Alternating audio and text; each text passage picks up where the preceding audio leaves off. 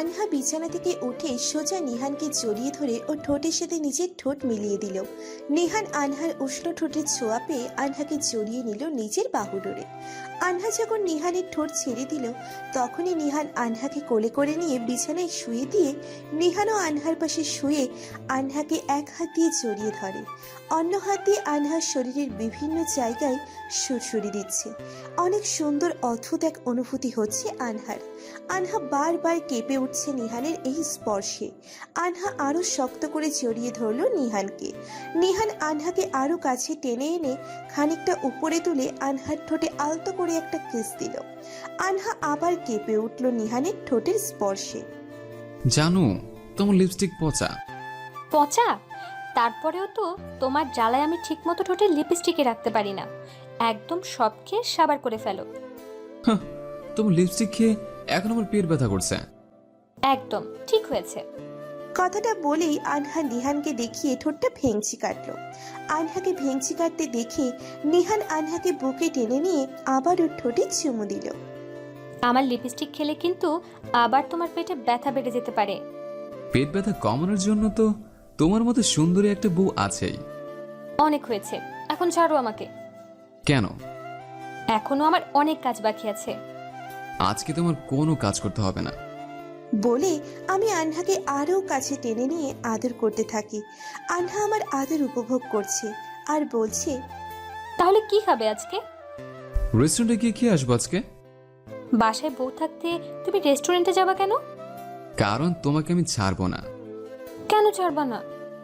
এখন আমি তোমার লিপস্টিক খাবো তাই। কথাটা বলেই নিহান আবার আনহার ঠোঁটের সাথে নিজের ঠোঁট মিলিয়ে দিল। আনহাও কম কিসে, আনহাও নিহানের প্রত্যেকটা চুমুর রেসপন্স করছে আর নিহানকে চার হাত পা দিয়ে জড়িয়ে ধরে রাখছে। নিহান আর আনহা বিয়ে করছে, 1 মাস হতে চলল। পারিবারিকভাবেই তাদের বিয়ে দেওয়া হয়। নিহান যখন ছোট তখনই তার মা বাবা তাকে ছেড়ে না ফেরার দেশে চলে গেছে। নিহানের দাদুই নিহানকে ছোট থেকে বড় করেছে।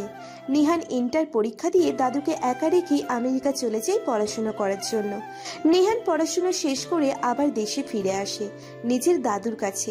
নিহান একদিন সকালবেলা হাঁটতে বের হয় আর তখনই সে আনহাকে প্রথম দেখতে পায়। আনহার হাসি দেখে নিহান আনহার প্রেমে পড়ে যায়। নিহান বাসায় গিয়ে তার দাদুকে আনহার কথা বলে।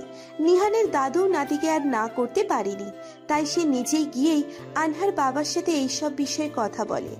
আনহার বাবা এমন সুযোগ্য পাত্র মোটেও হাতছাড়া করতে চায়নি, তাই তখনই তাদের পারিবারিকভাবে বিয়ে দেওয়া হয়।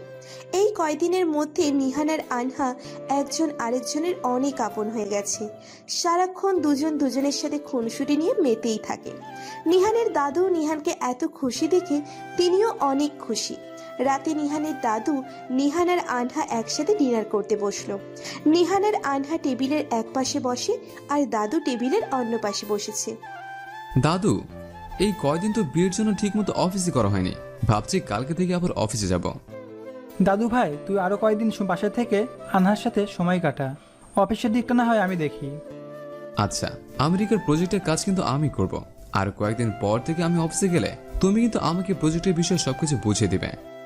ঠিক আছে দাদু ভাই, এই নিয়ে তুই আর কোনো টেনশন করিস না। হয়েছে, তোমরা এত কথা না বলে এখন তাড়াতাড়ি ডিনার শেষ করো তো। নাথ বউ, তোর কি বেশি ঘুমিয়ে ধরেছে নাকি? না দাদু ভাই, কিন্তু খাওয়ার সময় এত কথা বলা ঠিক না। নাথ বউ, তুই একদম কথা বলিস না। দাদু, এখন কথা না, ভালো ছেলের মতো চুপটি করে তাড়াতাড়ি খাও তো। আচ্ছা। ওই বাবু, আজকে না অনেক সুন্দর চাঁদ উঠেছে। আজকে দুজনে মিলে ছাদে বসে চাঁদের জোছনা দেখবো, চলো। আচ্ছা চলো। আচ্ছা চলো মানে? তুমি না মাত্র বললা এখন ছাদে গিয়ে চাঁদের জ্যোৎস্না দেখবা। বলেছি তো, কিন্তু আমি ছাদে হেঁটে যেতে পারবো না। আনহা কোমরে হাত দিয়ে নিহানের চোখের দিকে তাকিয়ে চোখের পাপড়িগুলি নাচিয়ে কথাগুলো বলল। নিহান আনহার কথার জবাব দিল। এত ভাব ধরতে হবে না, নিয়ে যাচ্ছে আমি। কথাটা বলেই নিহান আনহাকে কোলে তুলে নিল। তার তারপরে আনহাকে কোলে করে নিয়ে সিঁড়ি বেয়ে ছাদে উঠল। নিহান ছাদে গিয়ে আনহাকে দোলনাতে বসিয়ে দিয়ে নিজেও দোলনাতে বসলো। আনহা এক নজরে আকাশের দিকে তাকিয়ে চাঁদ দেখছে। আজকের চাঁদটা সত্যি অনেক সুন্দর। চাঁদের আলোয় চারিদিক একেবারে মুখরিত হয়ে গেছে। আনহার আগেও অনেকবার এইরকম ছাদে বসে জ্যোৎস্না দেখেছে, কিন্তু আজকে এক অন্যরকম অনুভূতি হচ্ছে। আনহা নিহানের দিকে তাকিয়ে দেখে নিহান অপলকভাবে ওর দিকেই তাকিয়ে আছে। নিহানকে এইভাবে তাকিয়ে থাকতে দেখে আনহা বলল, আজকের চাঁদটা সত্যি অনেক সুন্দর। আচ্ছা, তুমি চাঁদ দেখছো না কেন? কে বললাম চাঁদ দেখছি না? আমি বলছি, আমি তো লক্ষ্য করছি তুমি চাঁদের দিকে না তাকিয়ে আমার দিকে তাকিয়ে আছো। তুমি তো আমার কাছে সব থেকে সুন্দর আর আলোকিত চাঁদ, তাই তো তোমার দিকেই তাকিয়ে আছে।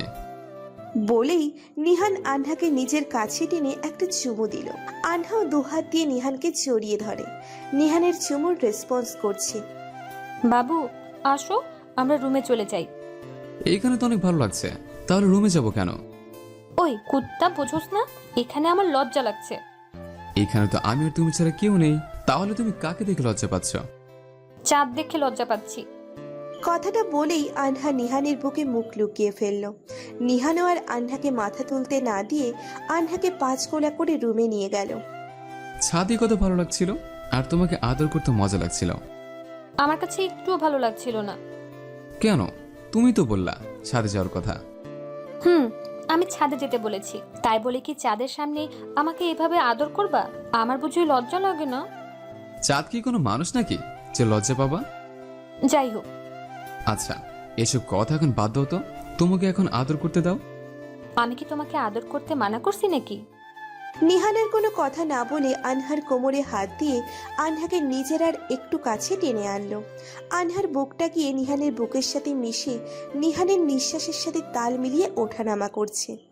নিহান বুঝতে পারছে আনহার নিঃশ্বাস প্রচন্ড ভারী হয়ে যাচ্ছে।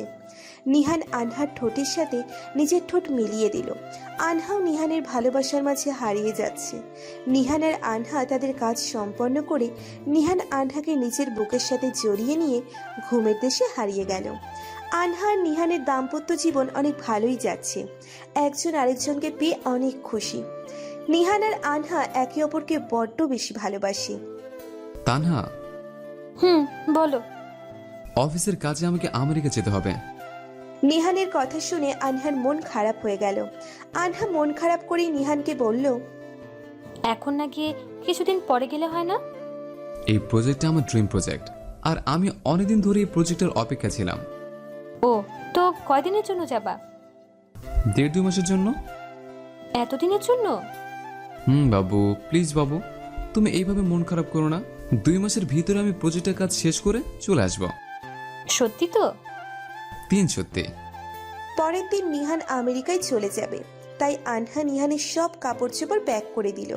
আর নিহান যে কয়দিন আমেরিকায় থাকবে আনহা ততদিন বাবার বাসায় থাকবে, তাই আনহা নিজের কিছু কাপড়ও প্যাক করে নিল।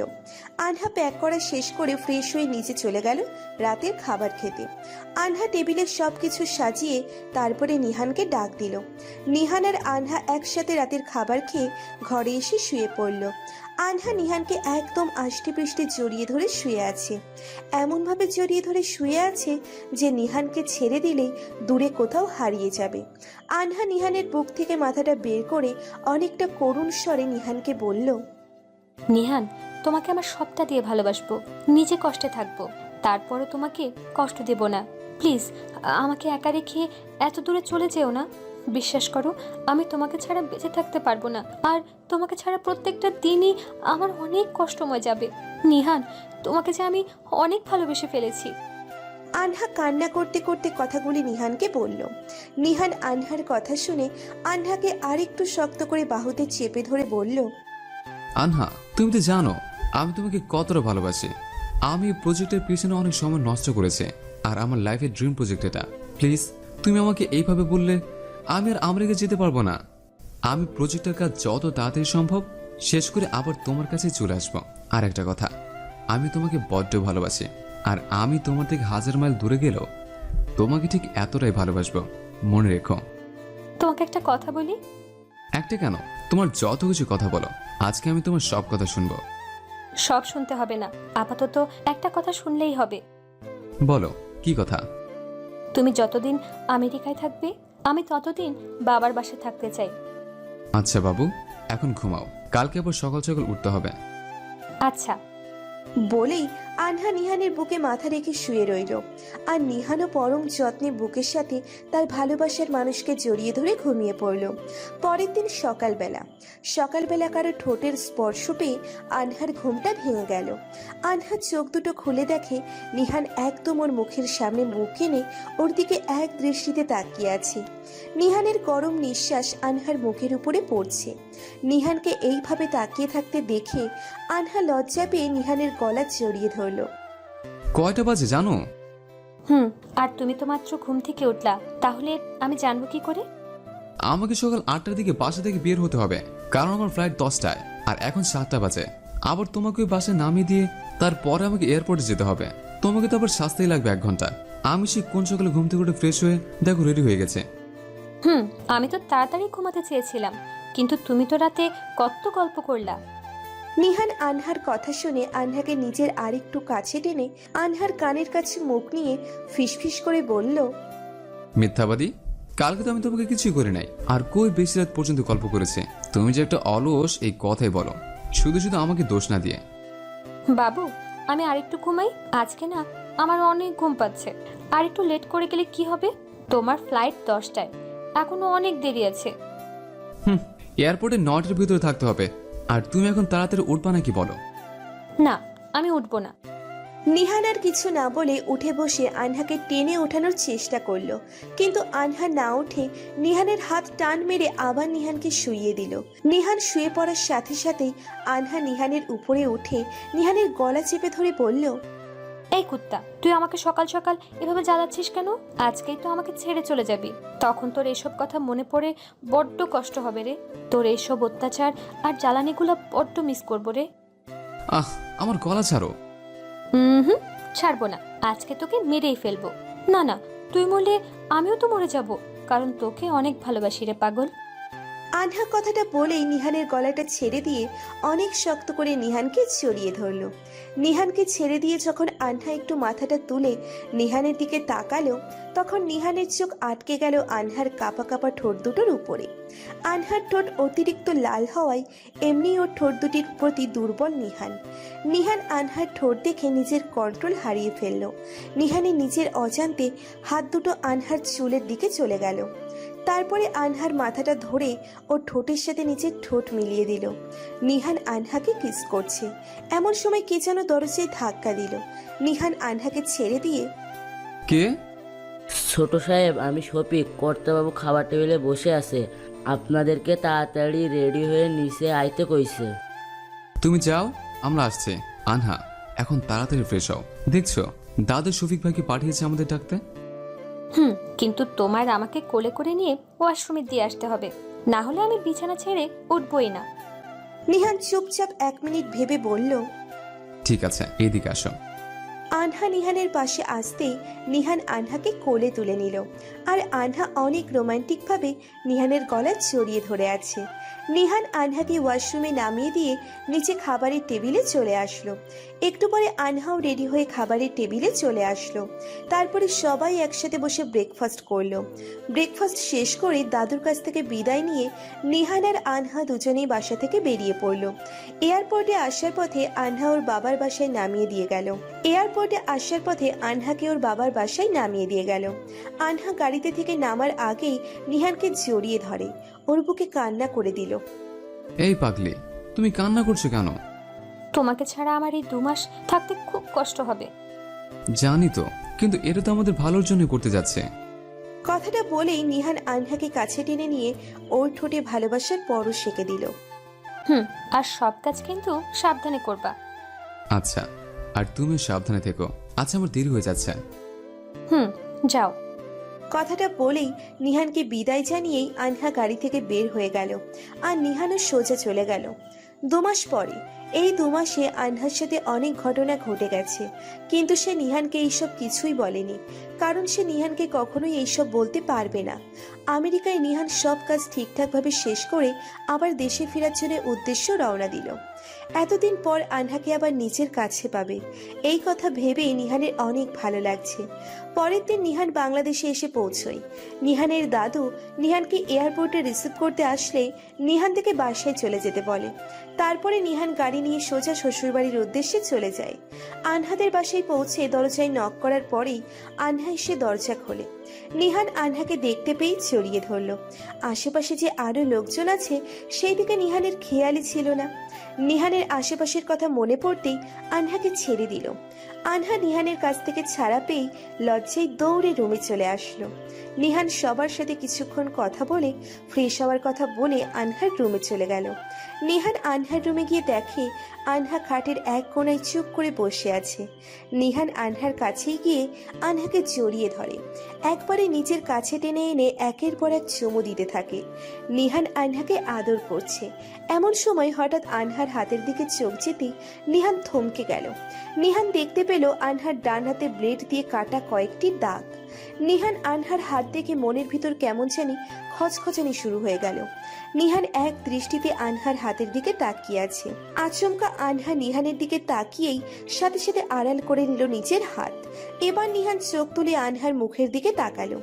নিহান আনহার দিকে তাকিয়ে দেখে আনহার মুখের মধ্যে কেমন জানি মলিন একটা ভাব ফুটিয়ে অসহায়ের মতো তাকিয়ে আছে। আনহা, তোমার হাত ব্লেড দিয়ে এভাবে কাটলো কেমন করে? তোমাকে কেন বলতে যাব? এই 2 মাস তো ঠিক মতো খবরও নাও নাই। আমি জিজ্ঞেস করেছি হাত কিভাবে কাটলো। তোমার উপরে রাগ করে কাটছি। আমার উপরে রাগ করে? হুম। আমার উপরে এত রাগ হওয়ার কারণ কি শুনি? তুমি প্রথম কয়েকদিন কাজের জন্য আমার ঠিকমতো খবর নাও নাই, আর তখন আমার অনেক রাগ হয়েছিল। এই জন্য এইভাবে হাত কাটবা? বাদ দাও না এই কথা। ওকে, বাদ দিলাম। নিহান আনহার মুখের দিকে তাকিয়েই বুঝতে পারছে আনহা যে মিথ্যে কথা বলছে। নিহান মনে মনে ভাবছে, আনহা আমার উপরে রাগ করে এইভাবে হাত কাটলো। কই, আমি তো সবসময় আনহার খোঁজ খবর নিতাম। না, আমার মনে হচ্ছে এইখানে অন্য কোন রহস্য আছে। যেভাবেই হোক আনহার মুখ থেকে আমাকে এই রহস্য বের করতে হবে। তারপরে নিহান এই বিষয়টা মনে মনে রেখেই আনহাকে আদর করতে থাকে। পরের দিন আনহাকে সাথে নিয়ে নিহান বাসায় এসে পড়ে। বাসায় আসার পর থেকেই আনহা কেমন জানি পাল্টে গেছে, আর আগের মতো নিহানের সাথে দুষ্টুমি করে না, একদম মনমরা হয়েই থাকে সব সময়। একদিন আনহা রান্নাঘরে রান্না করছিল। এমন সময় নিহান এসে আনহাকে পিছন থেকে জড়িয়ে ধরে, কানে হালকা করে কামড় দেয়। এইসব কি করছো? দেখছো না আমার বউকে আদর করছে? কথাটা বলেই নিহান আনহাকে আরো শক্ত করে জড়িয়ে ধরে ওর গলায় চুমু দিতে থাকে। উফ, এখন আমি রান্না করছি তো। রান্না পরে করা যাবে। পরে করব কেন? এখন তোমাকে আদর করব তাই। আমার হাতে এটা কি দেখছো? দেখছি তো। এটা দিয়ে কি করে? কোনো কিছু রান্না করলে এটা দিয়ে নাড়াচাড়া করে। এইটা যদি এখন গরম করে তোমার শরীরে লাগিয়ে দিই তাহলে কেমন হবে? টাকা তিনি? এখন লক্ষ্মী ছেলের মতো রুমে গিয়ে শুয়ে থাকো, আর আমি রান্না করে আসছি, পরে তোমাকে ইচ্ছে মতো আদর করব।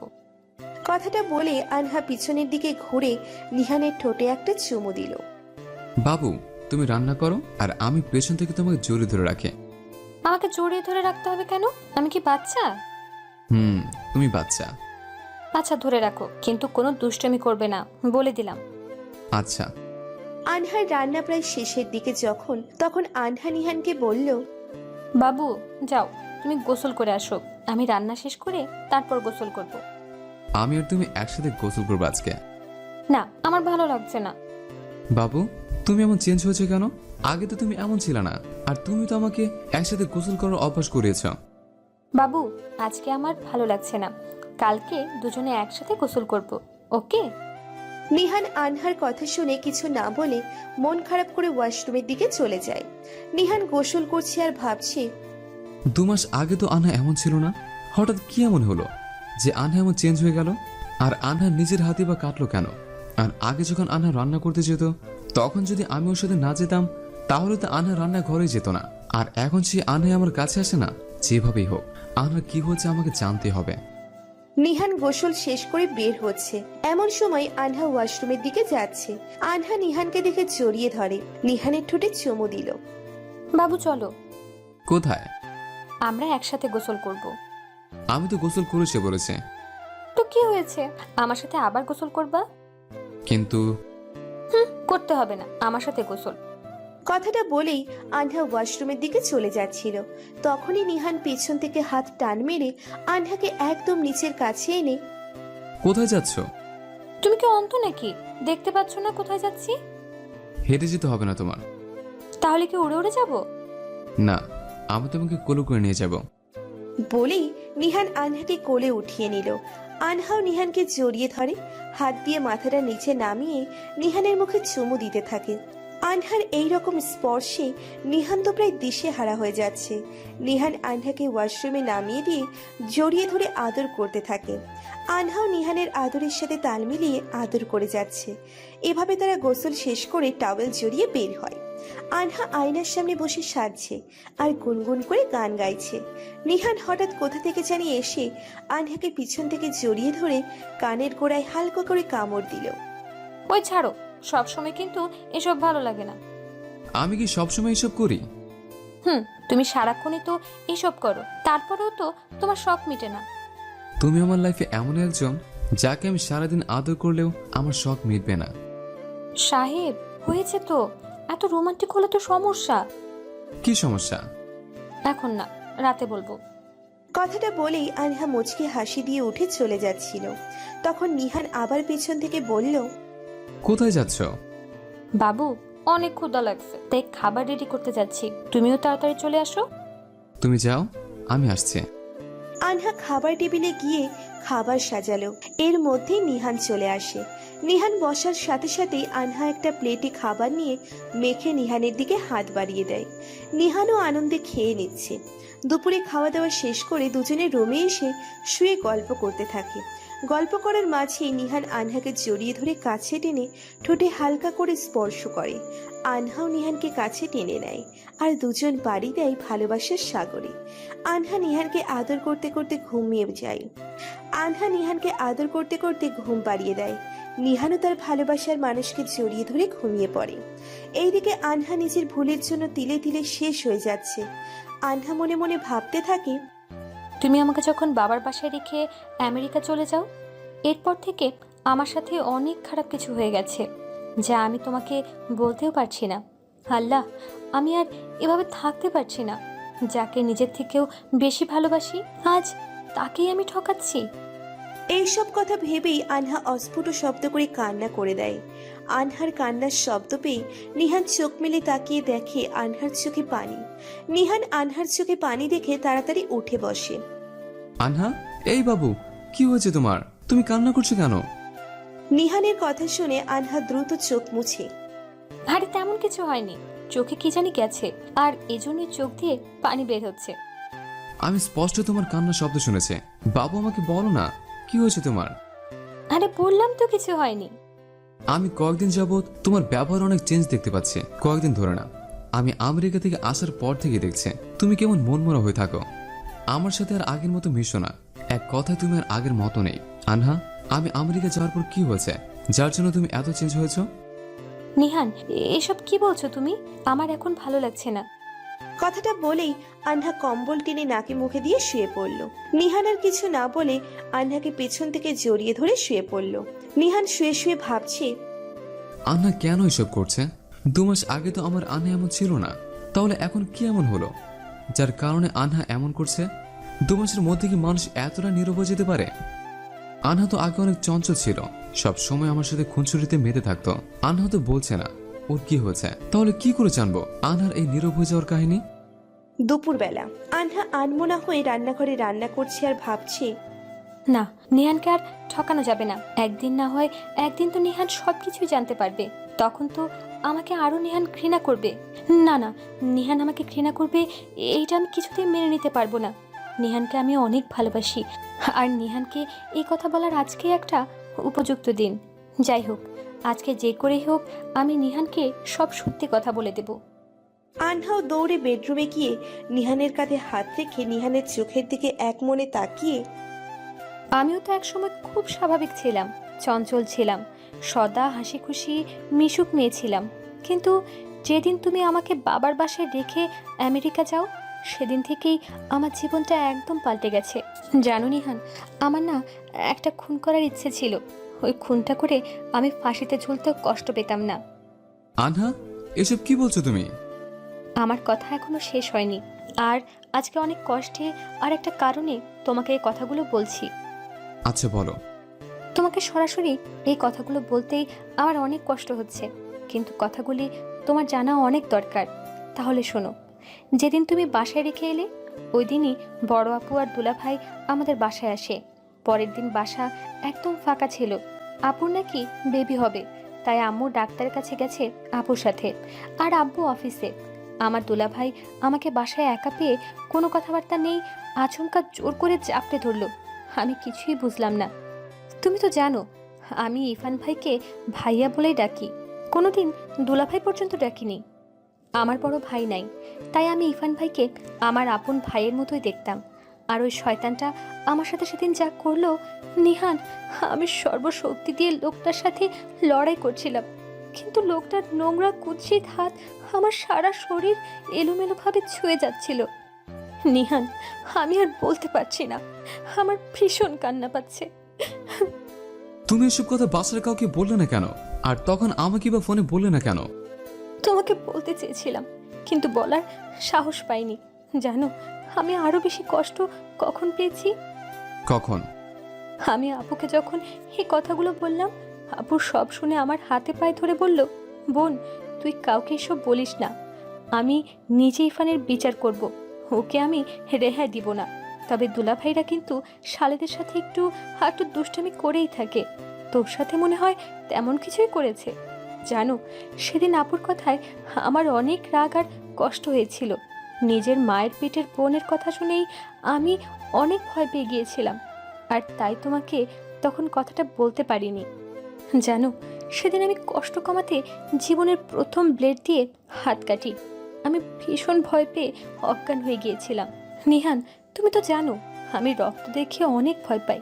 তোমার আমানত আমি পবিত্র রাখতে পারিনি বলে ইচ্ছে মতো রাগের মাথায় ব্লেড দিয়ে হাত কাটি।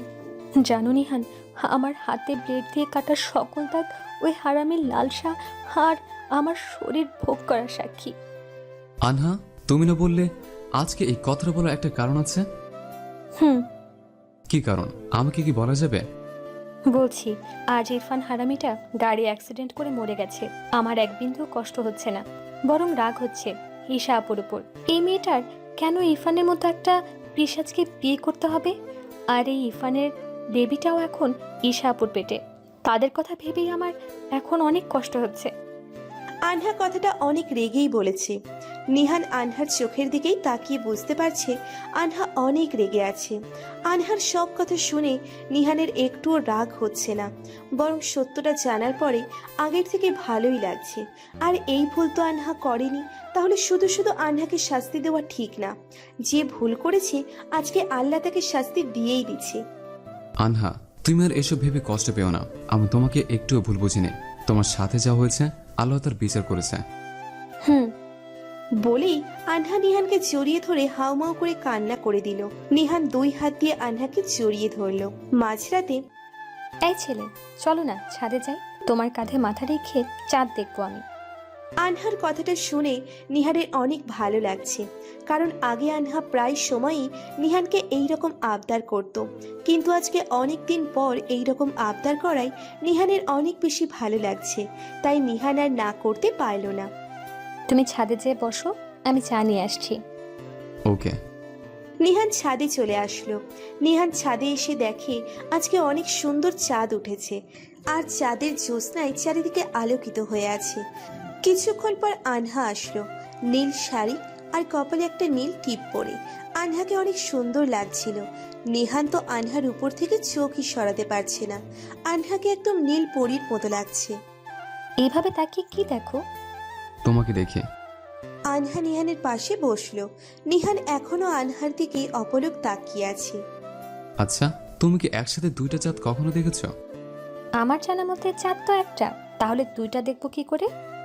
এই যে আমার পাশে আরেকটা চাঁদ দেখতে পাচ্ছি।